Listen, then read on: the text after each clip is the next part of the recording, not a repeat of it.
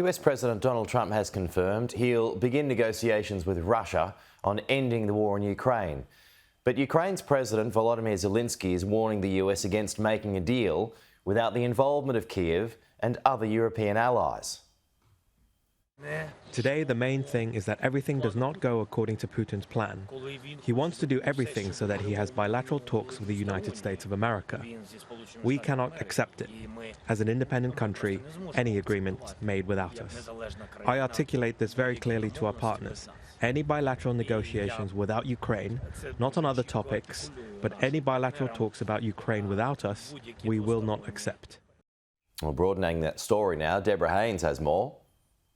And actually, John Healey, the UK Defence Secretary, was speaking to journalists as well. It was off camera, and he made very clear that from the UK's perspective, Ukraine must be part of any kind of talks. He says that that just is common sense. For any hope of a durable peace, Ukraine has to be brought into whatever deal is being thought about.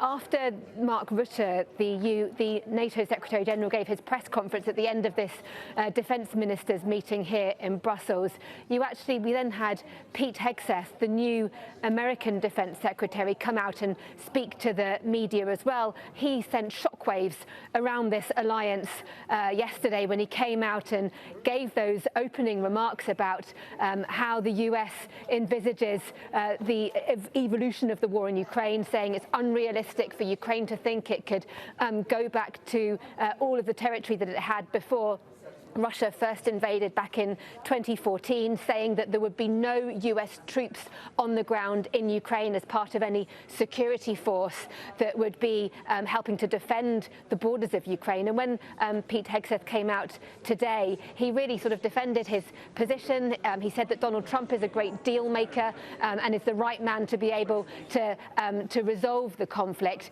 But he was also very hard on this push by America under Donald Trump again to force NATO allies to spend more on defence. He used this new slogan, "Make NATO Great Again." He said that America doesn't want to be taken for a sucker, and he was really very strong on all European allies, and that includes the UK, of course, needing to increase defence spending, saying that this 2% target of GDP isn't enough. He's pushing, of course, for everyone to spend 5%, and that's really uncomfortable for Keir Starmer, given that his government currently is committed at some point in the future to lifting defence spending to 2.5% of GDP, which clearly isn't going to go down well in the United States.